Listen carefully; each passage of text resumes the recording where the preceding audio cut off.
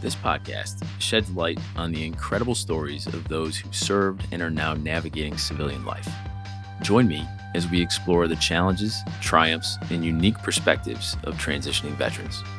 From career shifts to mental health, we cover everything. Subscribe now and amplify the voices of our heroes. Amplify Veterans, where every story matters.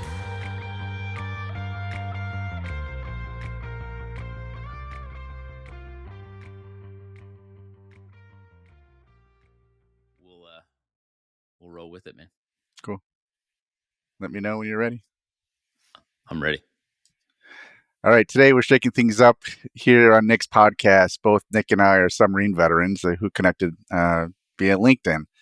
After we met for lunch, I suggested we flip the script around and use his podcast to provide him with a platform to amplify his story and journey. And he kindly accepted. So here we are. Nick, it's a pleasure to be here with you today. Bill, it's good to be with you here. And yeah, thanks for offering to interview me. I wasn't sure if I was going to get an interview. Yeah, no, of course. So I'm eager to kick things off.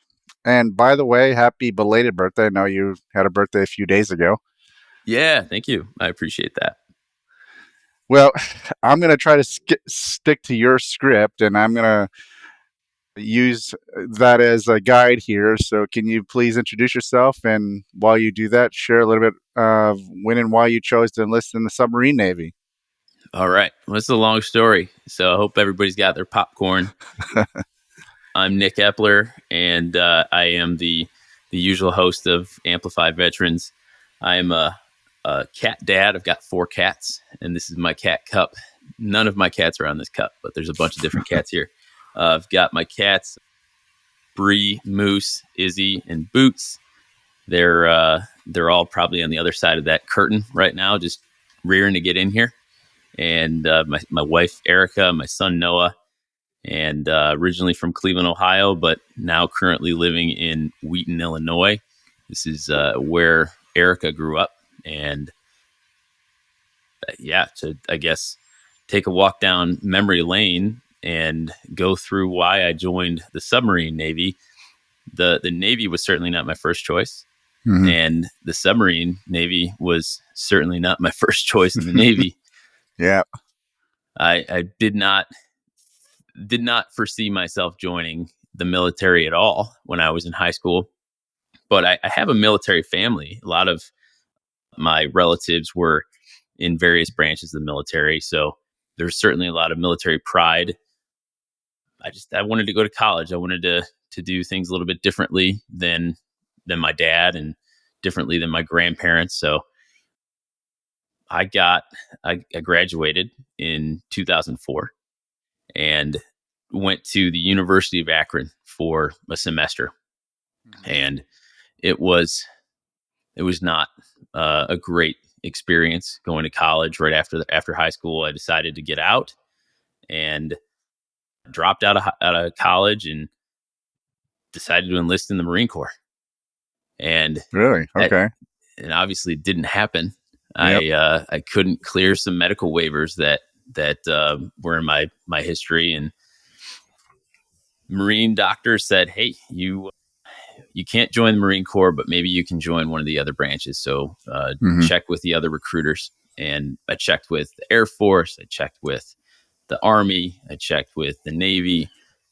It didn't seem like anybody was interested in bringing me in, except for the Navy, who was very active in getting those medical waivers cleared. But took a 2-year process. It was 2005 at the time.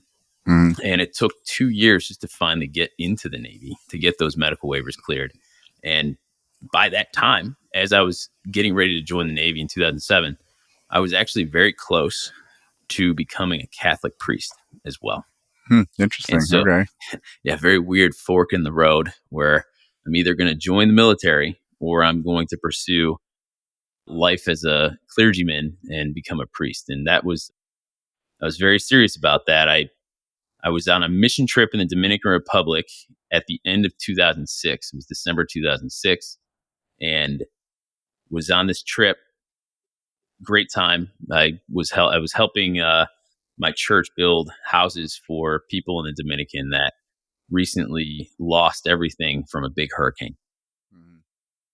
Got back from the Dominican Republic and had a voicemail on my phone from the Navy recruiter saying, "Hey, when can you get here? We've got a billet for you. We can get you into boot camp very soon if you're ready." I'm thinking like, oh, I had this fun with my church, and I'm thinking about going to the priesthood.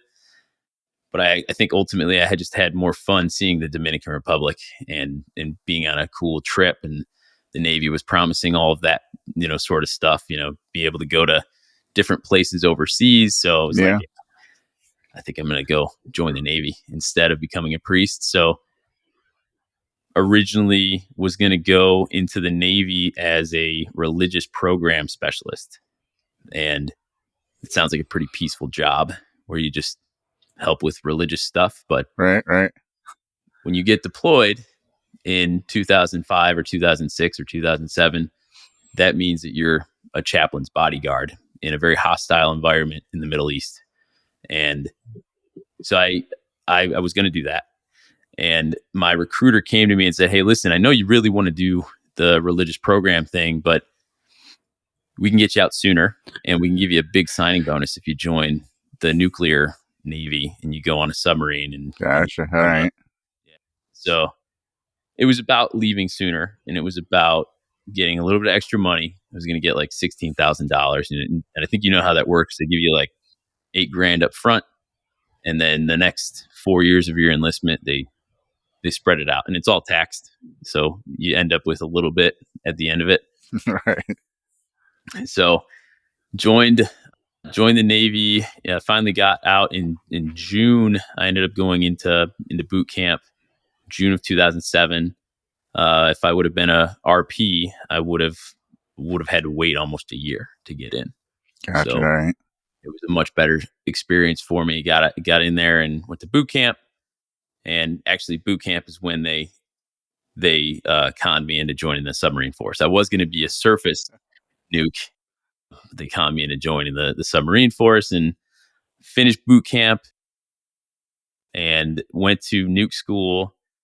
Dropped out of nuke school, failed out of nuke school. It was very difficult, but I was still a submarine guy. They weren't going to let me leave the submarine force at that point. So they uh, they asked me where I wanted to go and what I wanted to do. I had the option of becoming an ET navigator. I could have been a fire control technician. I could have been a torpedo man. I know that's where Bill got to spend his time in the Navy, which we can certainly get into. But I became an A ganger or an auxiliary mechanic and finished top of my class in submarine school and A gang school, and joined the USS Columbus in, I think it was summer of 2008 after I got through training, and I showed up as an E4, and in my division that that was not something that most of the people were very happy about because I was just showing up to the ship, and here I am, E4, and everybody else that's been in 2-3 years, longer than me. They just made E4, they just made E3, and I'm just showing up to the boat like that. So it was an interesting welcoming to the submarine, but that's why I joined the Navy. That's why I joined the submarine force. Gotcha. Long story. Yeah, no, it's probably a very familiar story for a lot of people too, because sometimes there's no more options, right? If college isn't working out or that isn't going to be an option for you or your family, the military service seems to be one way to, you know, start a career. So, Yeah. Oh, for sure. as I'm listening to you, and I know we've talked before, I feel like we're kindred spirits here because there's so many similarities in our story. Yeah. And we even ended up in Honolulu or at Pearl Harbor, Right. 20 years apart, but still ended up in the same place. It's a good And place to same, be. yeah, definitely, and especially when you're young, and it's beautiful. And I've been back a couple times. I I'm kind of curious, and I wanted to follow up with you on the submarine life and how that was. If you could share some of their experiences, because I know just being a submariner myself, submarine veteran, I know it's a unique experience, and I just wonder if you could share a little bit of that. Yeah, for sure. I'm somebody that gets psyched out of things pretty easily. So I remember going through sub training and hearing from all the submarine instructors who were on shore duty at this point. They had all gotten off the submarine, and now they're just relaxing and enjoying themselves. And they're telling us all kinds of horror stories and training, like, you know, don't think about eating ice cream. Don't think about watching movies. Don't think about doing anything until you get your submarine qualifications. And talking about things like hazing and things that you don't want to do because you might get into a situation where you're a little uncomfortable. So I was like, well, I'm just going to do whatever I can not to stand out and not to get in trouble with any of the senior enlisted people. So I showed up and I just figured I'm just not going to be allowed to have any fun for at least a year. And I, gosh, I left Pearl Harbor, got on a plane, went to Singapore, flew from Singapore to Narita, Japan, got on a bus that took me to Yokosuka, Japan, which is where I met up with my submarine. So the Hmm. submarine was already on deployment, already on a Westpac for about 3 months at that point. And I'm showing up in the middle of it, and everybody's tired, disgruntled, wants to get home to their families. And I'm this new guy that's like, I'm just easy pickings. They can easily just But abuse me raring to and put go. me to work. Yeah, ready to go. But yeah, I showed up there and I was getting ready to work, and I'm a tiny guy, at the time. I'm a little bit more robust at this point, but at my size at the time, I think I was 140 pounds, 5'6". I could fit into some small spaces on that submarine, and all the guys I worked with, they made sure that they knew where I was at all times, because there was a compartment that they couldn't fit into. They called Nick over and said, "All right, you get in there, you clean that bilge, or you get in there and you clean that." Literally had to go into the sanitary tank and scrape poop off the walls and repaint the inside of the sanitary tank, and that was a pretty tight spot to be in. Now, do you consider that part of hazing? I'm No, curious.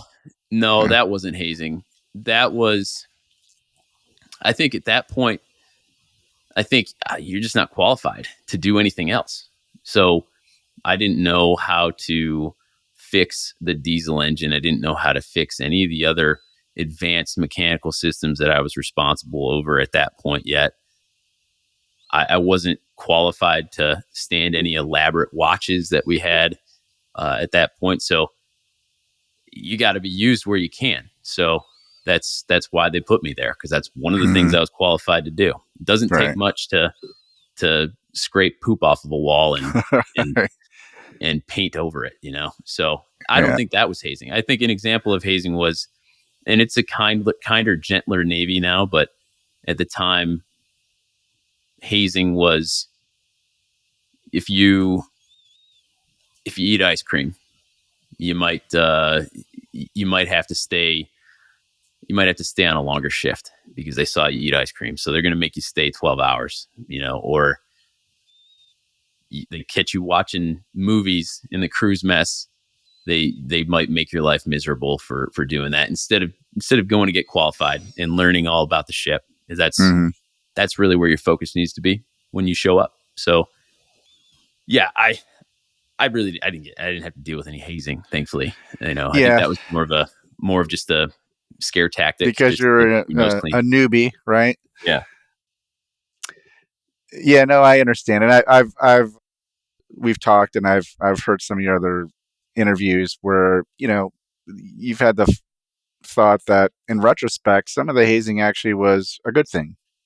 Yeah, yeah, I can see how it could be, because yeah, you're showing up, different personalities come in, and you don't want to think like you're this boss hog where you're just showing up and you're just gonna take over the division that you're in.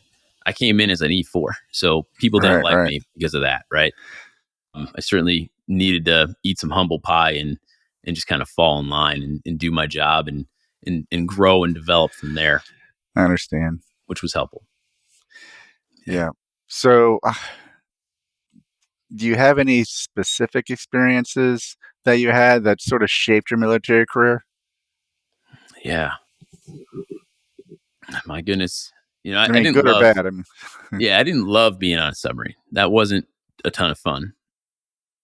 But I would say that the interesting things that you get to do on a submarine that you don't get to do anywhere else in life. I got to drive the submarine for my first, I think my first year on board. I was driving a submarine, and I was the helmsman and a plainsman, which I'm sure you know yeah, what that means. But I'm sure you probably drove the submarine for a period of of time as course. well. Yeah, usually the torpedomen, the A gangers, the yeomen, so mechanical types, and then the admin types would get to do some submarine driving for a period of time while they were younger on the ship. So yeah, I got to drive the ship, which is a scary experience at first when you don't know what you're doing.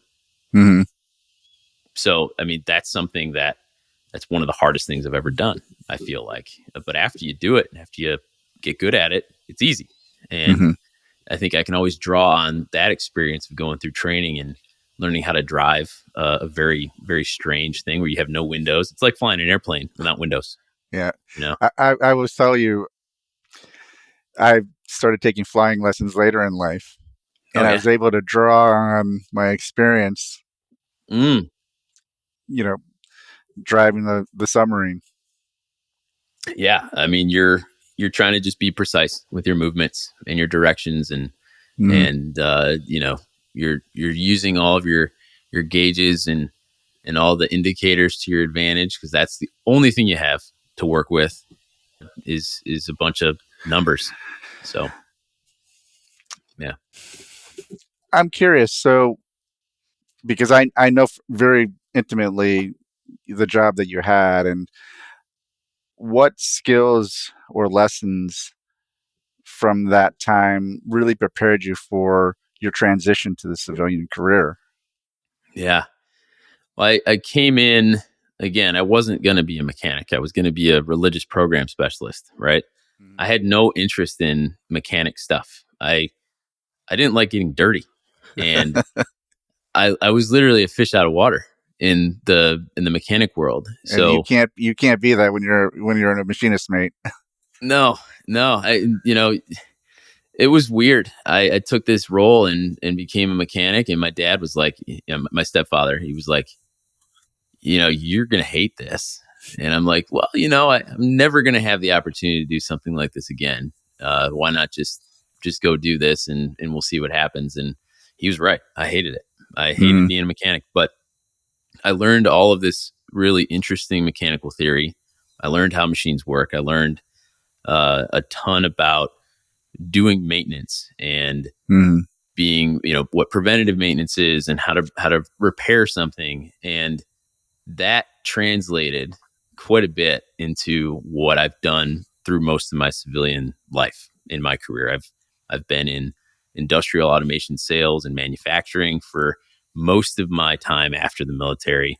I just finished up a brief stint as a financial advisor. Very, very different from all of this. But for the last, because I got out in 2012, so the majority of the last 12 years, I've been I've been doing something related to maintenance, manufacturing, mechanics. So all of that helped me in Hmm. the civilian world for sure. All right, makes sense. What strikes me as I'm listening again is you started really out of high school with this mentality of service, of how Yeah, do I provide service and give back, and even to the point where you thought you might become a military or a priest. And here you are now. This podcast really is a manifestation of that as well, if you ask me, because it's still you trying to give back in some way, even even though you have all these other skills now and a family, and you're still finding time to sort of use that to give back. So just wanted to point that out as I was thinking about it. It's very, you know, and I don't know if you have, but that's interesting to me. I appreciate that. I Yeah, I don't know what it is exactly. I know that I like to connect with people, and the podcast is really a way to network with other veterans like you and everybody that's been on the podcast. Mm. Anybody that might be on a future podcast with me has it's been a lot of fun just to have these conversations, and yeah, the underlying motivation is to provide some kind of help to somebody out there that could use it. I just want to step back to the submarine thing again, real quick, before For we sure. go into your transition. For the folks that aren't in submarines and that are listening or watching, can you explain what hot bunking is and what bug juice is? Yeah. Yeah, we'll start with bug juice. Bug juice is just like it's like Kool-Aid. It's just there's a drink machine that you put like a drink mix in, and it's just Kool-Aid. Usually there was like a green and a red juice or a blue juice, and yeah, you just drink it. It's what gets you through. Supposedly people have fermented it underway and turned it into bilge wine. I've heard that. Not something I ever tried, not something I ever did, but What supposedly else that's could you a thing. use the bug juice for? I Oh know there man. are other things you can use bug juice for. Oh yeah, you could probably use it to clean corrosion off of something because if it's just acidic, Yeah, it's just like Coca Cola if you think about it, just full of sugar and acid, and you just probably use it to get a bunch of verdigris off of a valve or something like that. I'm yeah, sure you we could would use. use it to scrub down brass, and it would Yeah, help it make shine and like mm, you said, take off any corrosive material. yeah. I mean that And we all drink day it. long. Yeah, you drink it for you don't drink it before you put the brass in it, but yeah, yeah. It's again just like Coca Cola. That stuff can eat through car paint in a short period of time, but we put it in our stomachs. So hot bunking or hot racking. Usually you got there's how many did we have? There were two bunks for three guys. And when you're deployed underway, you're on an 18-hour rotation. So you're on watch for 6 hours, you're off watch for 6 hours, and then you're sleeping for 6 hours. And if you're lucky, you're sleeping. And that rotation is if I'm sleeping, then the other two guys, one of them might be sleeping too, and in the other rack, but one guy's on watch right now. So you're just taking turns using those two beds that you have to sleep in. And these beds are tiny. They're maybe 6 foot long by I don't know if they're that long, but they're maybe 6 foot by I feel like 2 feet wide, and Yeah, you're just enough to get in, and then you lift that bed up, and there's a tight little space with maybe 3 inches where you can put all of your clothing. But again, you're sharing that space with two other people. So you can only fit a little bit of your stuff in with everybody else's. So you've got to get really good at organization and being okay with somebody else's funk. And I was on the hot racking that I did. I Gosh, I stripped my bed down every single time before I'd get into it. I'd try to take a shower before I'd get into it, and if I couldn't, I would I would be as clean as I could be before I got into that bed. But some of the guys I had to hot rack with, they would be sweaty and stinky and nasty, haven't showered for at least a week. They'd get into that bed, and they would get into the bed, and it'd be stinky, it'd be nasty, and yeah, I'd have to figure out a way to make it okay before I get into it. So yeah. So One thing to think about when you're joining the Navy. There's not enough beds for the amount of men that are in there, men and women. No, no, you don't have enough beds. Not nearly enough.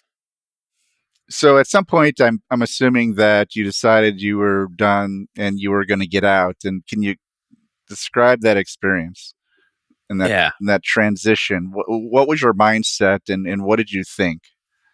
yeah. And so at the time, I had my family at the time, my first wife and my son Noah. And most important thing to me was to get out of the military so that I could spend more time with my family. I didn't want to be out to sea all the time anymore. I didn't want to be away from them, Hmm. especially my son. So with that, I just early on, I think I was 2 years in to the remaining. I got in the submarine, and not even 2 years in, I found it pretty quick that this was not going to be my life forever. So maybe within a year after I got onto the submarine, I started taking college courses. I started looking into everything I possibly could do to either change my situation within the military, maybe find a an easier lifestyle in the military, which is still hard to do, or figure out what I need to do education wise so that I can get out of the military and pursue a civilian career. So Hmm. I knew that I needed to at least have a bachelor's degree before I get out of the military if I was going to be successful. And found Thomas Edison State College at the time. Now it's Thomas Edison State University out of Trenton, New Jersey. They had a great program, still have a great program for military veterans while they're in, where I was able to you get all the training that you get in the military. You get this sheet that you can send to the college, and the college evaluates it and says, okay, based on all the training you've done in the military, we're going to give you 36 credits towards your degree. And the degree is about 120 credits or whatever. So that knocked out a big chunk of school for me. I was able to get an associate's degree very quickly in maintenance and mechanics. So it was like an engineering type degree. Right. Knocked that out fast. And I think I only took like 6 actual courses at Thomas Edison and eventually tested out of every other course that I needed to get a liberal arts degree. And there were CLEP tests, Hmm. CLEP, Hmm. which is the by the same company that does the SAT and the Dantes or DSST exams. All of those, there were just a bunch of general electives I was able to take. I primarily took social sciences and psychology courses, Right. plus all those tests. I just tested out and literally only took like 6 real classes, tested out of everything else, and got a bachelor's degree in early 2012. So accomplished that big goal so that I could get out of the military. But literally, it took a few years, it took 3 years to knock that out. And in the process, I was researching different types of career paths. I thought sales might be a good option. I thought, a few different things might work out. And eventually I was like, I'm just going to get the heck out and do something. Hmm. Well, you've already described some of the submarine life, and I will attest to it is difficult. And and I don't know, you didn't really explain it, but you said 3 6 hour shift. Oh, Your yeah. shift is 6 hours. What that means is your day is only 18 hours long. So when you're at sea, your day is not 24 hours long. It's only 18 hours long. And the Yeah. only reason you know what time of day it is really is by what meal they're serving, right? So That's if right. you wake up and you think, well, there's midrats, which is the midnight feeding at midnight, right? So Yeah. you just slept from 6 p.m. to midnight or whatever you slept, and now it's midnight and you have to start your shift. Right. That's right. And and so right there, your day's shorter. You're having to qualify for your submarines, and then for and uh, you want to be promoted, so to E6 or E5, or so you have to study there. You have to study different types of watches, but in all of that, you still found time take tests, to clep out of classes, and to take classes. And that's really, again, shows the dedication you really had to continue learning, but also to be well prepared when you got out, which is really commendable. I appreciate that. I wanted that more than oxygen. I feel like that's one of those moments that if you want something bad enough, you'll do everything you possibly can to achieve it. And I felt that every single day. And that's how you know you're going to accomplish something, when you feel Mm-hmm. that. When you feel that kind of pain and you're like, okay, this is what I have to do every single day. And it did it for 3 years straight just Yeah. to finally make it work. So yeah, I appreciate you saying that. It's all a blur to me now, but it was important. I think, in life, you're either motivated to action through desperation or inspiration, and that really seems like you were in a state of desperation Yeah, that yeah, motivates you. that's right. Yeah, I didn't want to get out under the wrong way. There were guys that got out. They either misbehaved, did something they weren't supposed to do, and then got kicked out. Mm. I certainly could have done that, and I thought about it many times. I'm like, I need to get the heck off of this thing. But and I remember going to the chief of the boat. That's the highest ranking enlisted guy on the ship, E9. I went up to him and I was like, Cobb, I want to get off the ship. I want to get out of submarines. Mm. And he just looked at him. He's like, tough shit, back to work. And Another day. yeah. And I feel like I had that conversation with him and the captain and several other officers throughout the course of my 5-year period in the Navy. And then eventually I didn't have to ask anymore. you know. Yeah. Yeah. And I'm sure, again, you're sharing similar experiences to a lot of other submariners. It's a tough life. It really is. Yeah. Yeah. It's not for everyone. Let me transition to your transition. Yeah. How what would you give other active military personnel in terms of advice on how to start that transition, and really what to look for to help them during that transition? Because it really is, without a lack of a better term, it's a transition. And when you get back into civilian life, there is a period of time where you feel lost in a sense. So if you can give some advice on the transition part for you, and what you Yeah. experience, and especially now that you've done so many podcasts and have learned, I really want to focus a little bit on the transition. Yeah. No, totally. That's what this is really all about. And I'd say again, I think you need to figure out what your plan is for the future as early as you possibly can. You're either going to make a 20-year plus career out of the military, or you're going to do your time. You're going to get out like I did, like you did. So I figured that out pretty early. I took a very generic degree path, which you don't necessarily have to do. But I knew that if I took something more technical, where I would need to be in like a lab doing some kind of work, I wasn't going to be able to get that done before I got out of the military. So Mm-hmm. took the easiest degree path I possibly could in liberal arts, knocked that out, took a personality test early on to figure out what types of career paths might make sense, and got a list of like 20 different career paths. I'll put some kind of links in the show notes of some personality tests that you could take that are similar to this. But I think there's one called like 16 personalities or something like that. And it's free.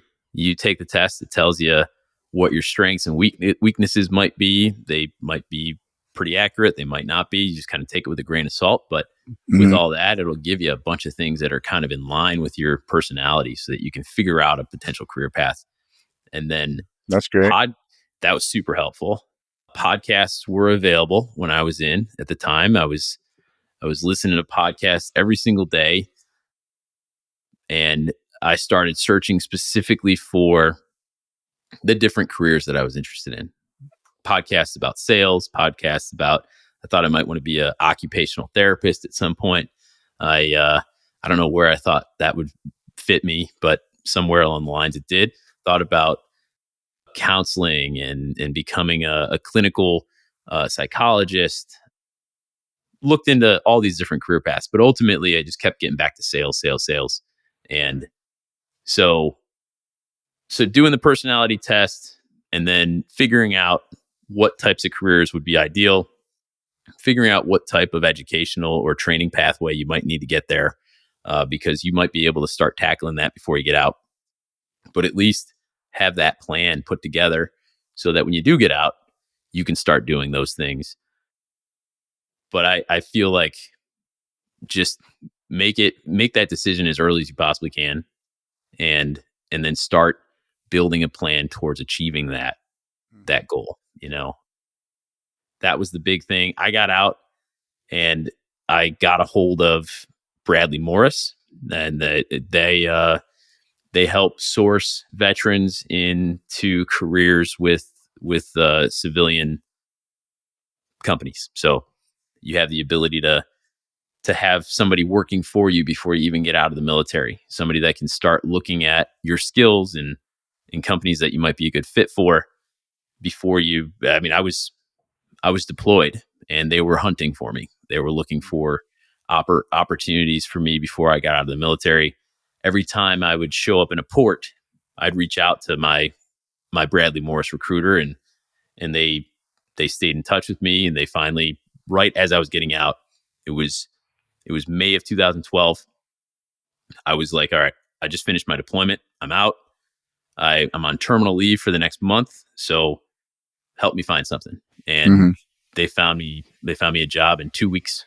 That's amazing. And it So was Bradley Morris, helpful. what is that service?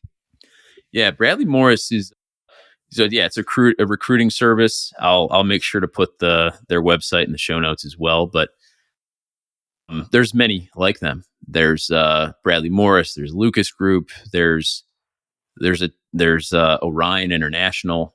All of these are services that can help you translate your military career and experience into something you might be a fit for as a civilian.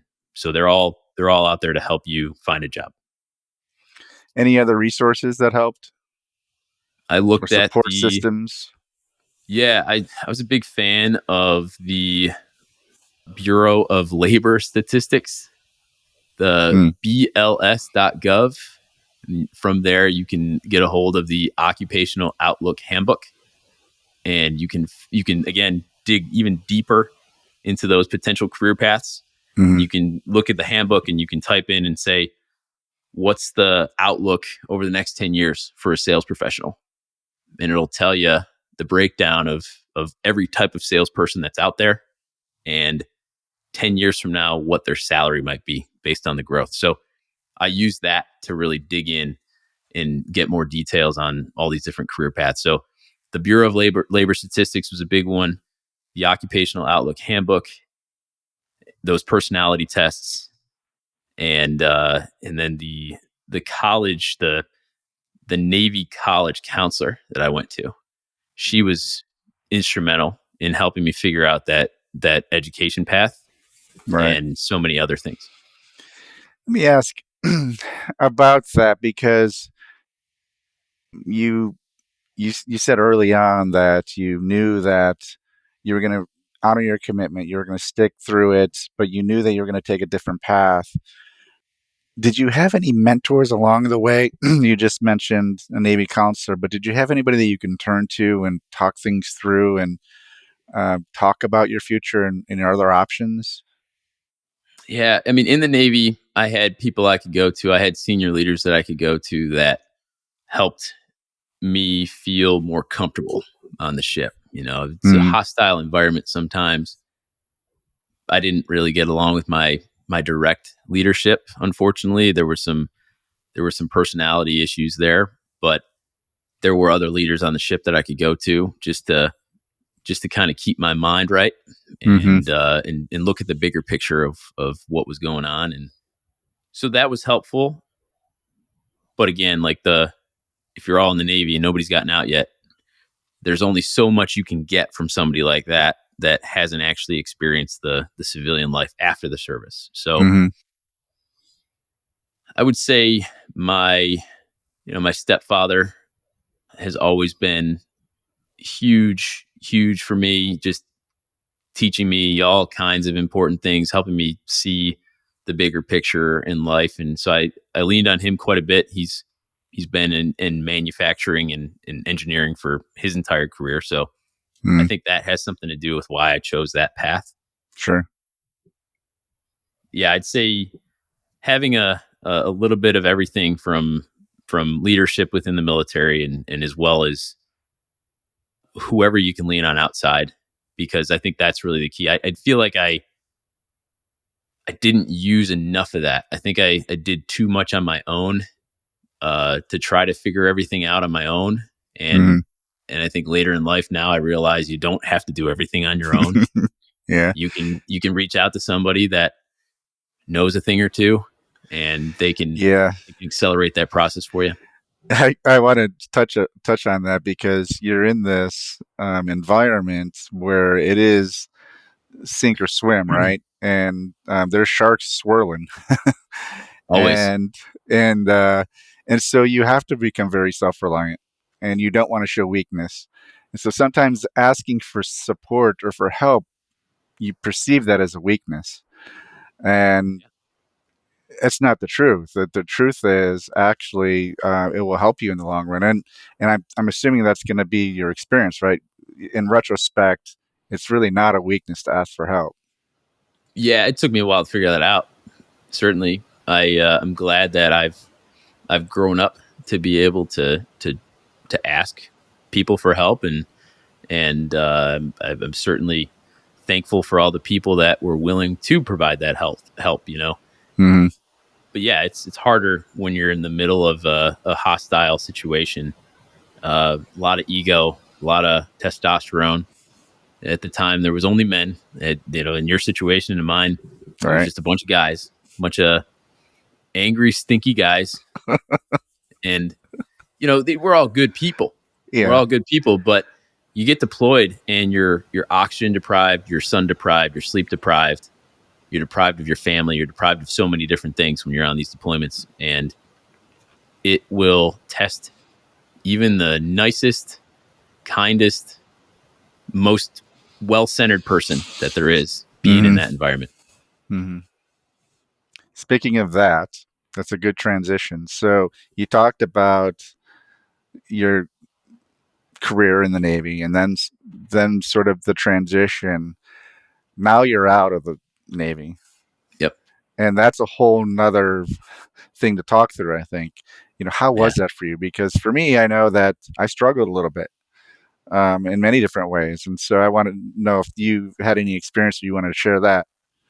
Yeah. I mean, you go from being in the military with a contract and steady paycheck every month.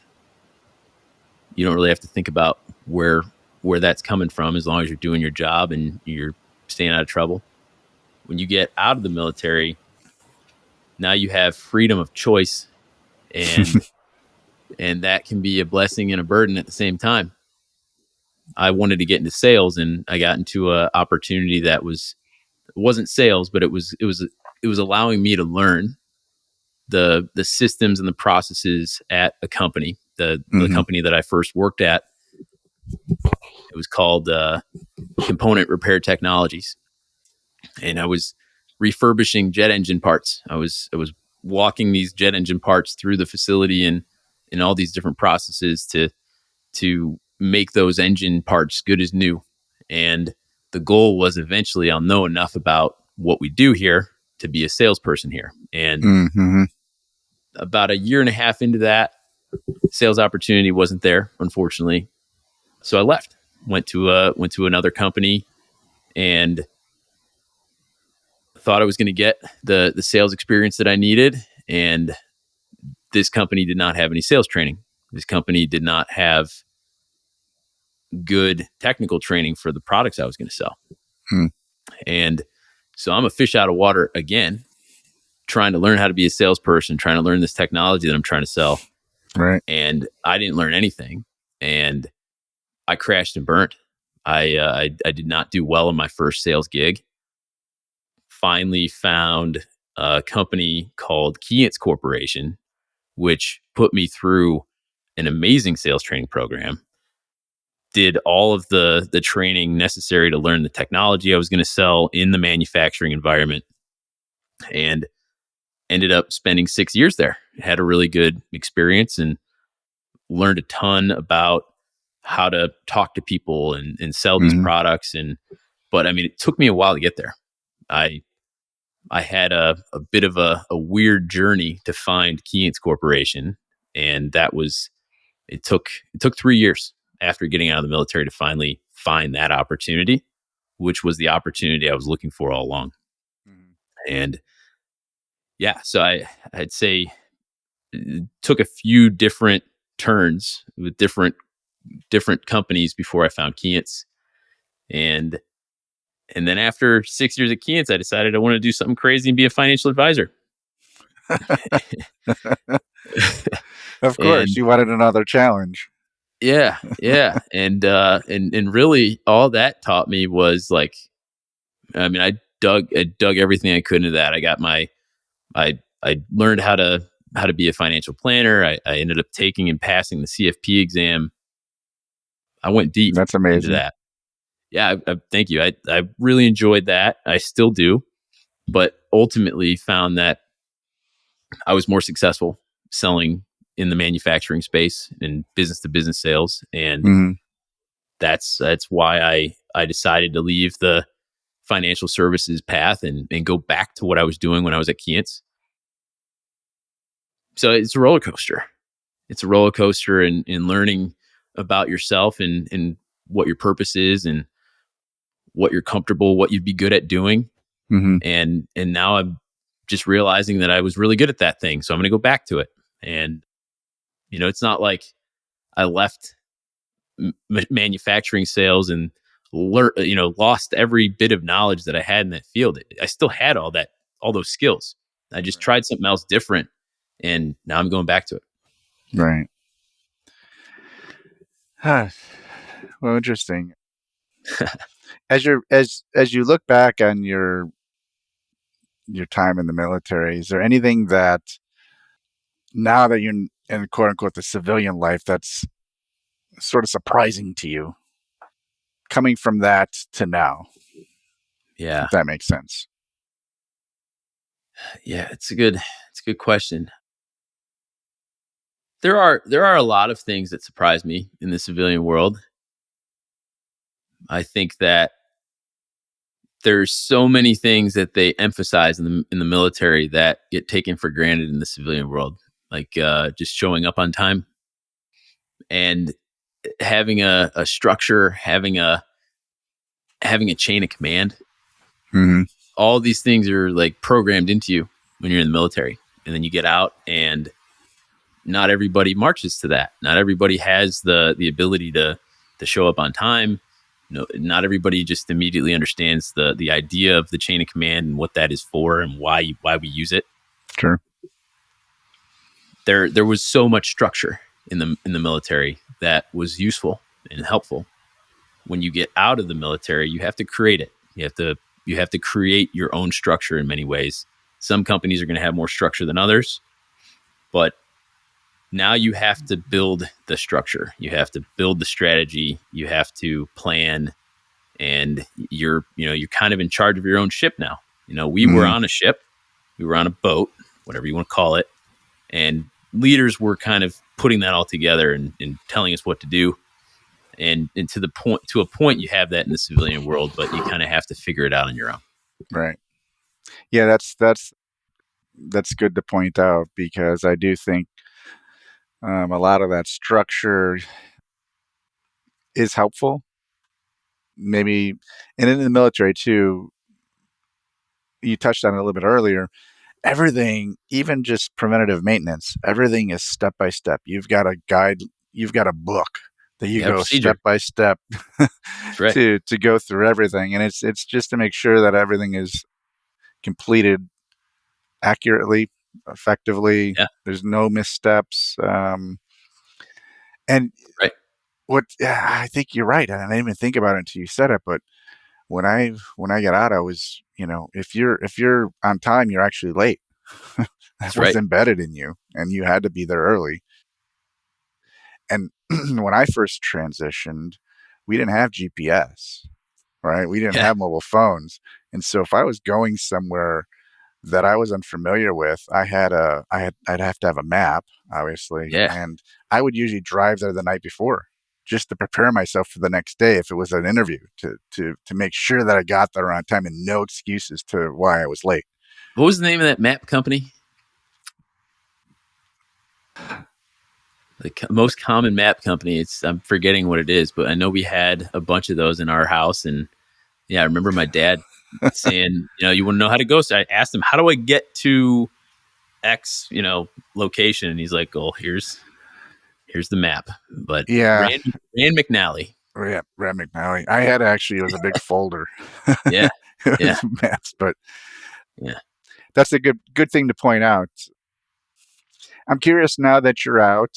And again, I'm going to go back. Like when I got out in '91. Email was just starting. The Yeah. the internet was just starting, and we didn't really have a way to stay connected with our Navy veterans, our buds, our shipmates. Yeah. How's that been for you? How have you maintained connections, and are you still, friends with, you know, your shipmates? Yeah. It's funny how much more friendly we are now than we were when we were on the submarine. Everybody loved each other and hated each other at the same time while we were on. You get sick of being around somebody in a steel tube for 6 months at a time, or even just a month at a time. But now we're all pretty well connected on Facebook, which is super helpful. I think Facebook has been a great way to Hmm. stay connected to the people that you served with.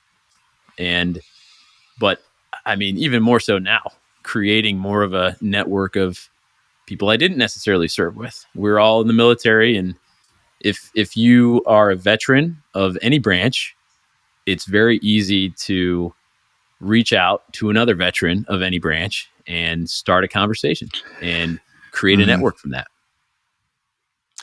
You exposed me to a service, if you wouldn't mind. Now that you mentioned that, it's called Veterati. Oh yeah, yeah. Veterati, great place to go to. And I haven't been able to dig too deep into Veterati, but it's a super helpful resource where you can find a mentor that can help you in some way, shape, or form within your career, within some type of hobby that you're trying to pursue, or a skill that you'd like to acquire. So you can scan for mentors that can help teach you those things or Hmm. be a guide for you. You can also Hmm. be a mentor on Veterati. You can showcase the different skills that you have so that younger veterans or people that are curious can reach out to you, and they can learn from you. They can learn the skills that you have. So you could be a mentor, you could be a mentee, and that's veterati.com. And I'll put that in the show notes also. Yeah, I appreciate that. I actually, when you mentioned it to me, I signed up to be a mentor, and this Awesome. Saturday I have my first meeting with a mentee. So Oh man, that's I, awesome. yeah, so I appreciate that, and it's very easy. They will search you out, and sort of that's the saying is, when there's a student, a teacher will show up. It's the That's right. same, right? Veterati is very good. I appreciate that. Yeah, I'm glad to hear that. That's awesome. We talked a little bit about your past, your transition, where you're at now. Where do you see yourself? What's next for you? Yeah. So I am getting back into. I'm in the middle of a career transition now, leaving financial services and going back to business sales. I don't want to get into too much detail of what the next job looks like, but it's going to be similar to what I did at Keats. Thankfully, there were a lot of good opportunities out there to get back into the B2B space. So that's what I'm doing more immediately. So the goal is over the next 5 years, and I'll get into my 20-year goal here, but over the next 5 years is just use everything I've learned as a financial advisor, which I think the financial advice space has taught me how to be a better salesman.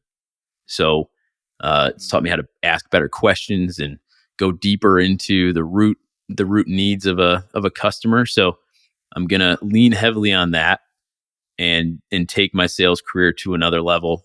And the goal, I mean, obviously, I enjoy the chase and I enjoy sales projects and being able to help customers solve problems, but it's also a great way to be rewarded financially. So I want to save a ton of money over the next 5 years. I want to go on vacations again.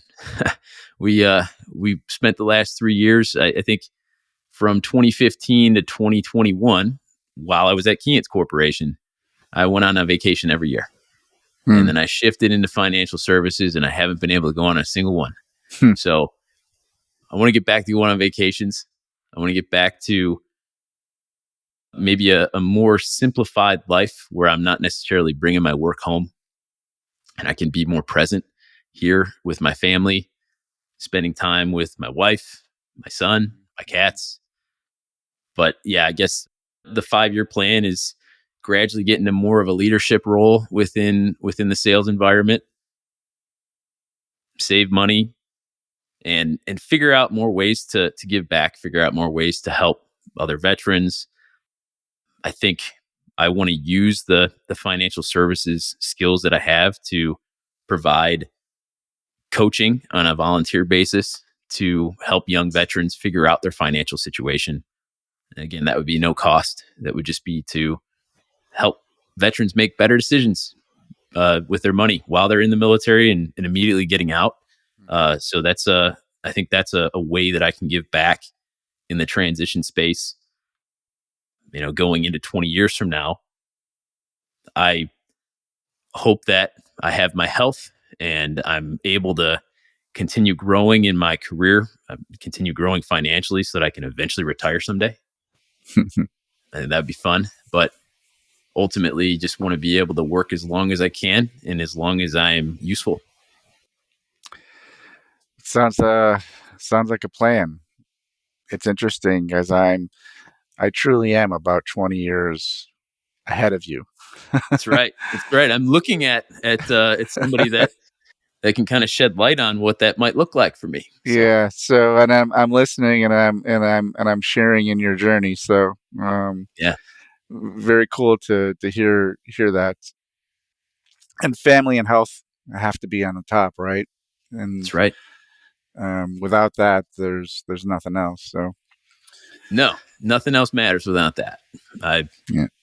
I firmly agree there for sure. To me, you're still young, but if you could, Oh yeah, but this wouldn't be a Nick podcast if I didn't ask this question. yeah, yeah, Any advice that you would give your younger self? yeah. I would say, yeah, lean on mentors. Find mentors in every situation you can. We were talking a little bit about that earlier. You get tons of value from somebody that's been there before. Don't reinvent the wheel. Somebody else has already figured it out. So find a mentor that's already figured it out. Talk to them, interview them, see if you click with that mentor and ask them to mentor you. And you can do that with any aspect of life, and you can do it again with a new aspect of life. It's something that never ends. I feel like we're always trying to grow. So what better way than find somebody that's done it? Hmm. Anything you wish you could have done differently? If I could have joined the Air Force, I would have. I think that would have been a lot of fun. I feel like, man, I've made so many wonderful mistakes in my life. Hmm. And yeah, there's a lot of things that I wish I didn't do. And I wish I could, you know, take back, but here we are. So I would say Goodness. I yeah, I think just recalling all those things that were mistakes are they're just helpful. They just prevent me from making new ones. Mhm. But I don't think I'm ever going to stop making mistakes. So embrace the mistakes, embrace the failure, and yeah, keep moving forward. That's great sage advice right there. I think that I was just listening to a podcast, and for any of the tennis fans out there, Novak Djokovic, he's Oh the yeah, best tennis player ever, most Grand Slam wins.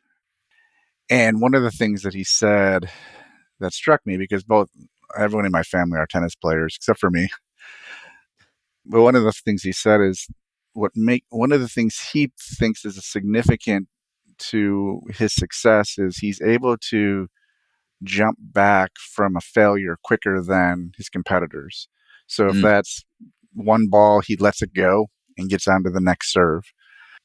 But that's so to helpful. me, the sooner you can move on from your mistakes and learn from it, the better off you'll be. And I think, and I know you agree with this, that life happens for us. It doesn't happen to us. It happens for us. And Yeah, as long as you keep that perspective, that everything will fall in line. That it may be a stumble right now, it may be a challenge right now, but in the end, most of the time, it's actually going to come out better. that's right. That's right. But when you're young and you're going through it, and one little thing feels like the end of the world, it's it's very easy to get down to the dumps and feel like you're finished. Feel like there's no moving forward from whatever mishap occurred. And yeah, my stepdad would always tell me, this shall soon pass, or Mm-hmm. this shall too pass, something like that, because he This just shall knew too that pass. Yeah. this shall too pass. And I would always run into situations like that and go to him, and he'd just be like, yeah, just calm down, dude. Like, everything's gonna be fine. And it always is. It's always Mm. fine. Everything's good. Just stay positive and talk to your mentor. Yeah, that's great advice. Talk to your mentor. Yeah. All right. Well, Nick, as we wrap up this unique episode, because we Yeah. flipped the switch, I want to thank you for your openness and willingness to share your journey. And I Dude, appreciate you sharing your experiences and insights. I think they're invaluable, not just to fellow veterans going through the transition, but also for anybody who's seeking to understand challenges and triumphs through their journey. yeah. As I listen to your story, and I think I want to focus that it's a testament to your resilience, the adaptability, the power of your supportive community. And it's really been a privilege to flip the script on you today and give you the platform to amplify your voice. Thank you. So, to you and your listeners, thank you for joining us on this special episode. We hope Nick's story has inspired you and perhaps provided you some guidance for those facing similar transitions. And Nick, finally, keep pushing forward. I respect what you do. Keep your podcast going and keep inspiring those around you. I really appreciate it. Thank you. Bill, thank you. And thanks for offering to do this today. It was a lot of fun. It's cool to be on the other side of the screen here. I appreciate it. And I'll throw this out, and I know we've already started our goodbyes here, but anything that I missed or you want to bring up? Man. Yeah, just share your story. Every story is interesting if you're interested in sharing it. So don't be afraid to reach out if you'd like to be on the podcast or learn how to prov- give an interview like this. I think that there could be a lot more of this type of content put out there to create more positive vibes in a world full of negativity. All right. Thanks, Nick. Thanks, Bill. See you later. Take care, everyone. As we conclude this episode of Amplify Veterans, I want to emphasize the importance of supporting our veterans in times of need. If you or someone you know is struggling, remember, help is always available. The Veterans Crisis Line provides confidential support 24/7. Reach out to them by dialing 988 and then select option 1. You can also go to veteranscrisisline.net for more information.